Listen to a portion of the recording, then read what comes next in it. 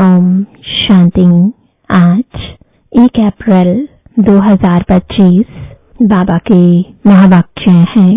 मीठे बच्चे, बाप नॉलेजफुल है, उन्हें जानी जाननहार कहना यह उल्टी महिमा है।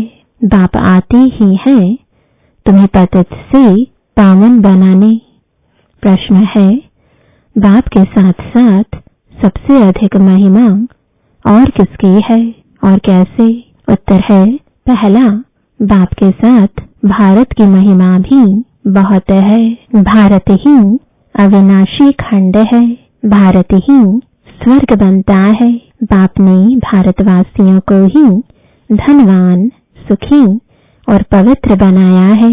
दूसरा, गीता की भी अपरम अपार महिमा है। सर्वशास्त्रमयी शिरोमणि गीता है। तीसरा, तुम चैतन्य ज्ञान गंगाओं की भी बहुत महिमा है। तुम डायरेक्ट ज्ञान सागर से निकले हो। ओम शांति।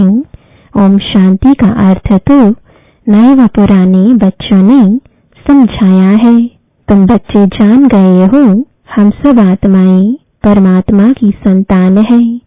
परमात्मा ऊंच ते ऊंच और बहुत प्यारे ते प्यारा सभी का माशूक है।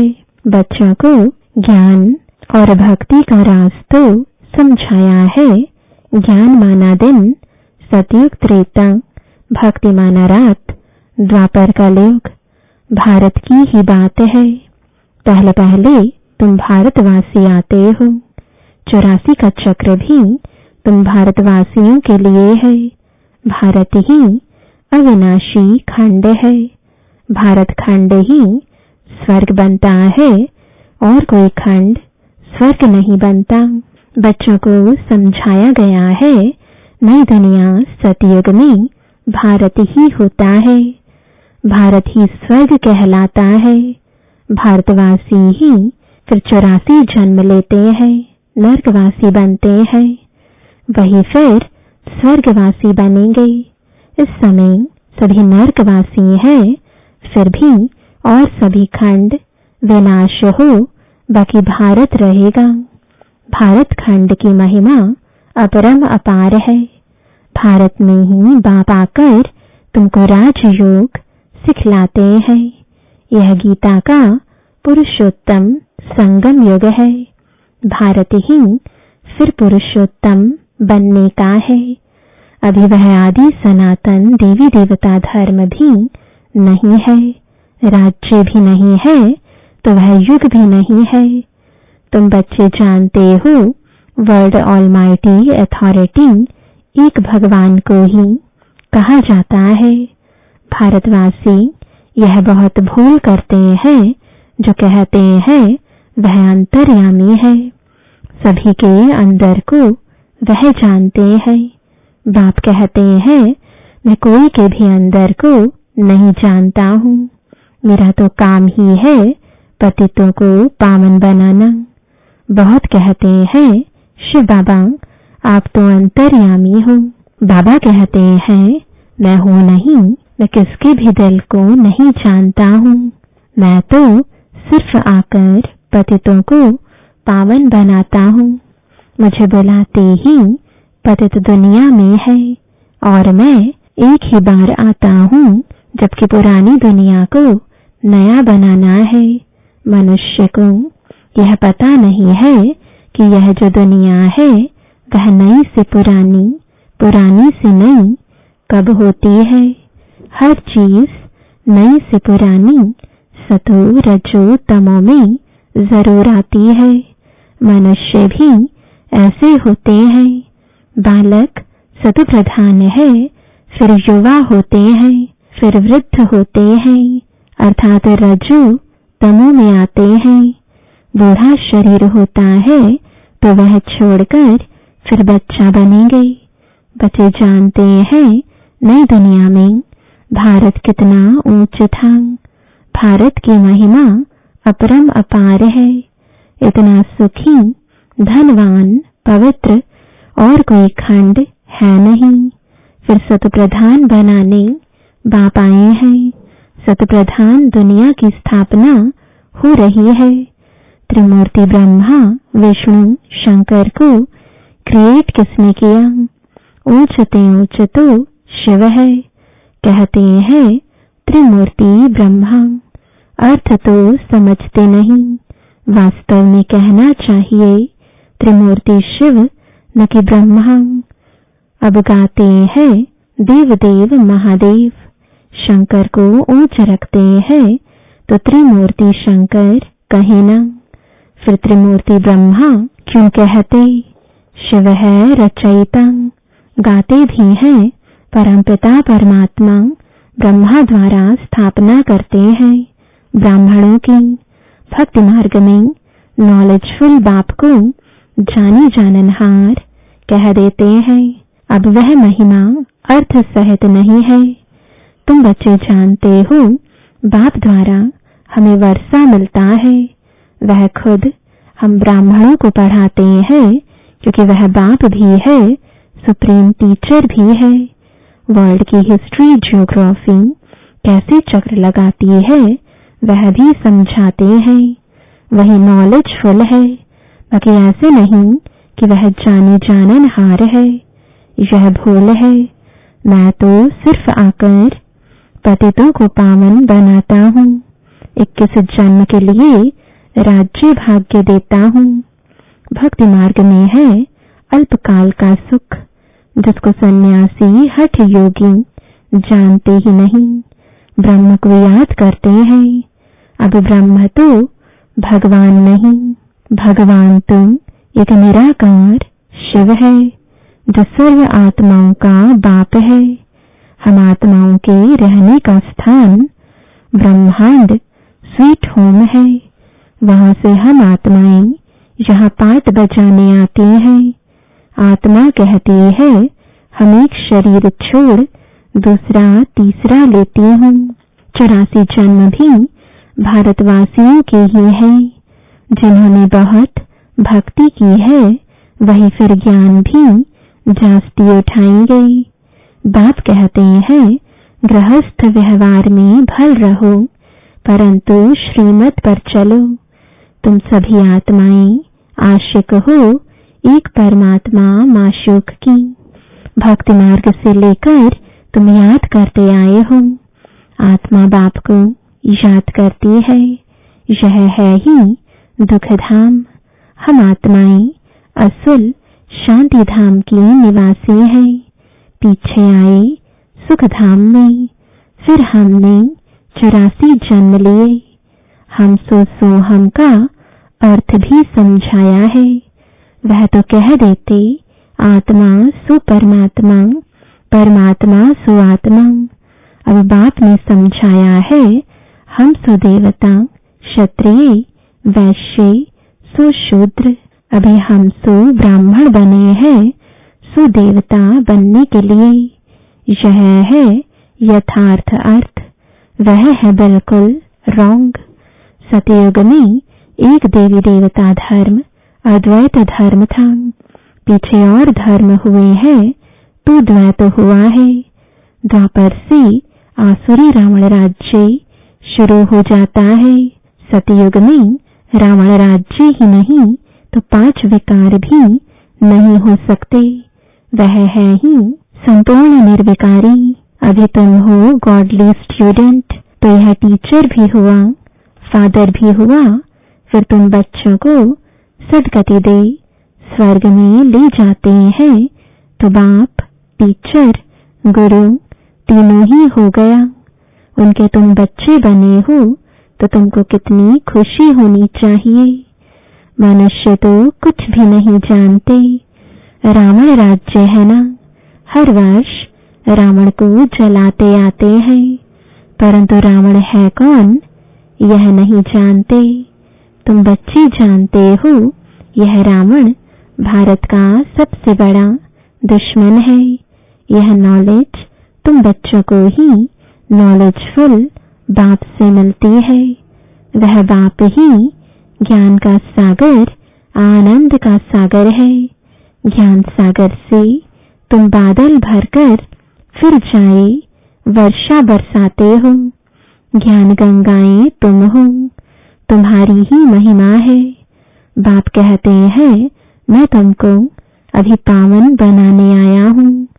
यह एक जन्म पवित्र बनो, मुझे याद करो तो तुम तमो प्रधान से सत प्रधान बन जाएंगे।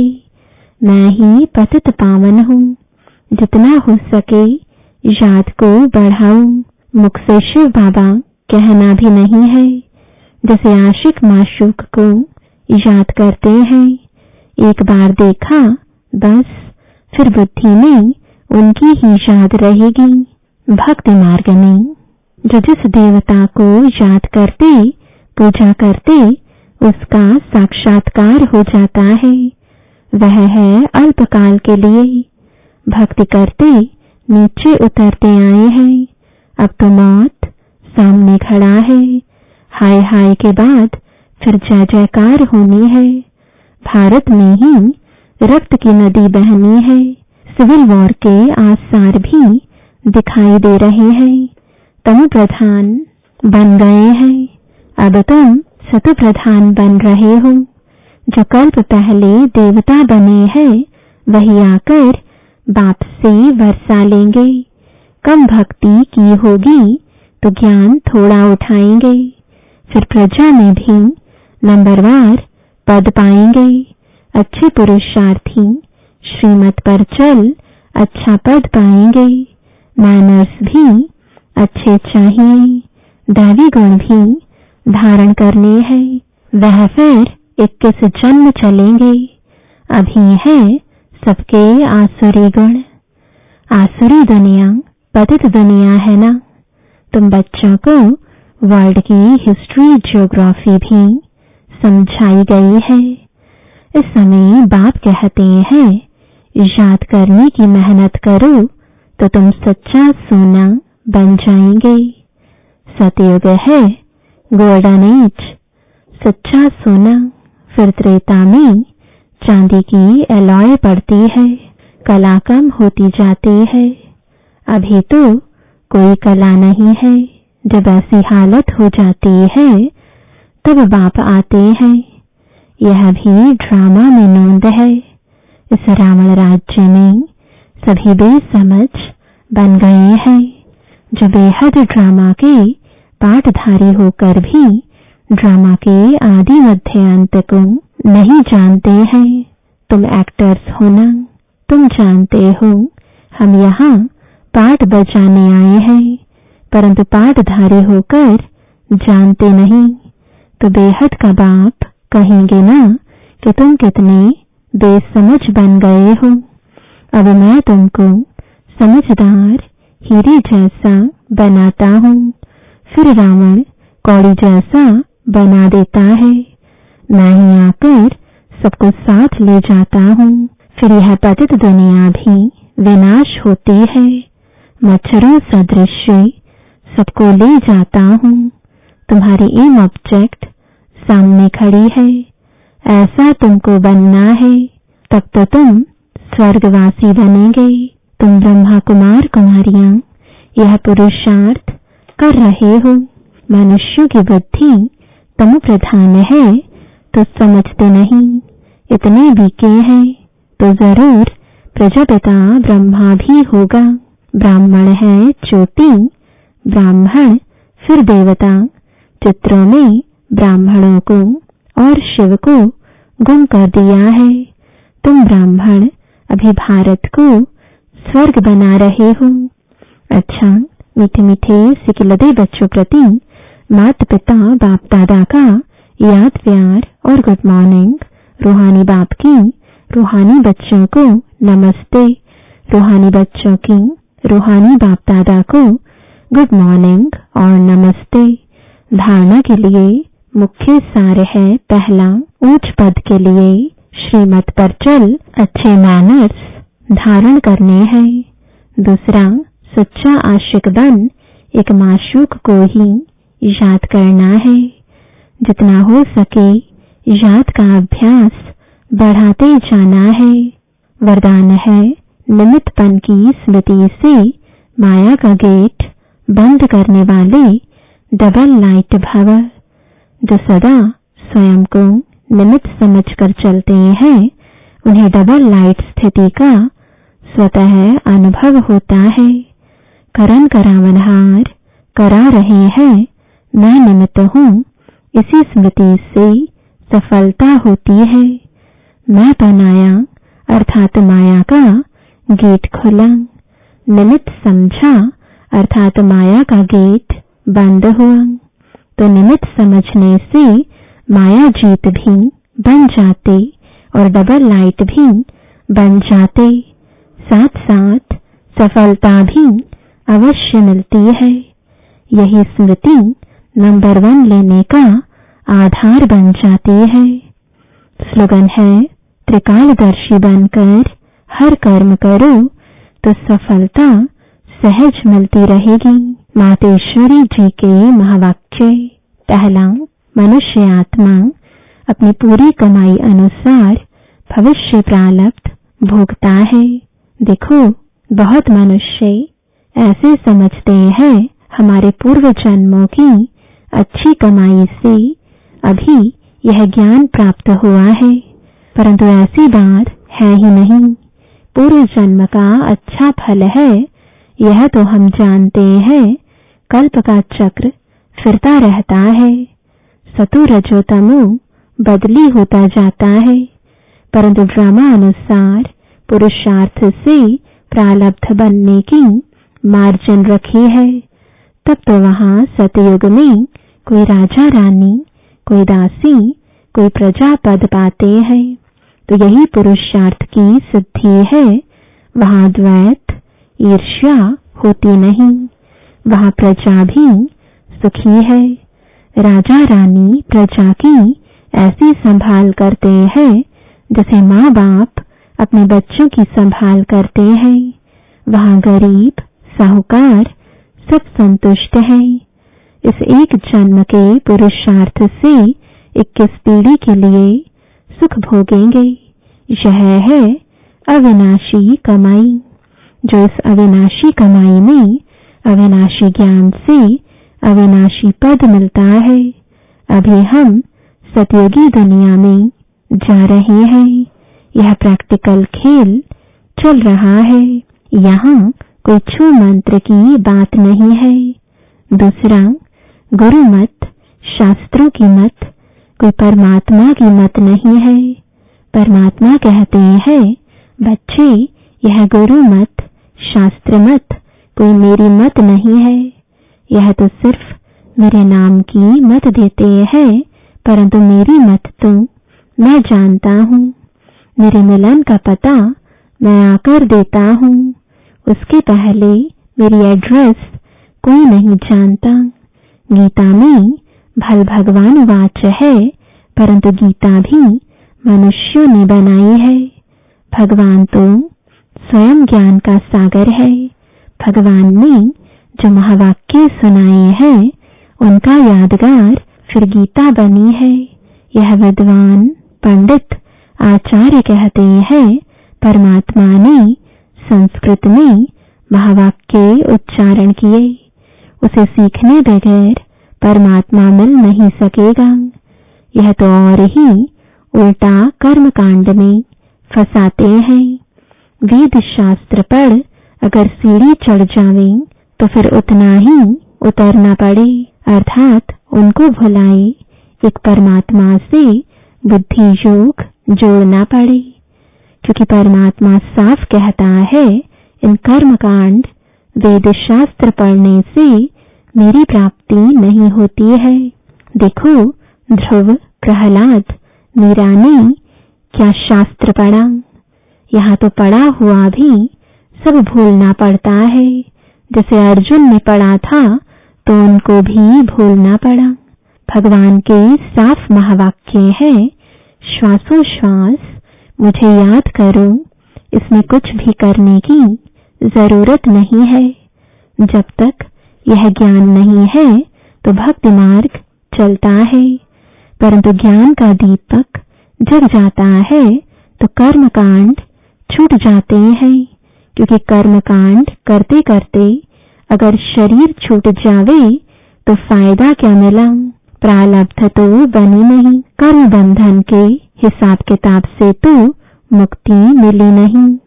लोग तो समझते हैं झूठ ना बोलना, चोरी न करना, किसी को दुख ना देना यह अच्छा कर्म है, परंतु यहाँ तो सदा काल के लिए कर्मों की बंधाई मानी से छूटना है और वे कर्मों की जड़ को निकालना है। हम तो अब चाहते हैं ऐसा बीज डालें जिससे अच्छे कर्मों का झाड़ निकले। इसलिए मनुष्य जीवन के कार्य को जान श्रेष्ठ कर्म करना है। अच्छा, ओम शांति। आज का अव्यक्त इशारा कंबाइंड रूप की स्मृति से सदा विजयी बनो। शिव शक्ति का अर्थ ही है कंबाइंड। बाप और आप दोनों को मिलाकर कहते हैं शिव शक्ति। तो जो कंबाइंड है उसे कोई अलग नहीं कर सकता।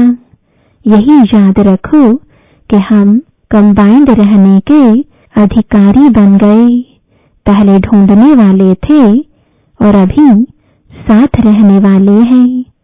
यह नशा सदा रहे। ओम शांति।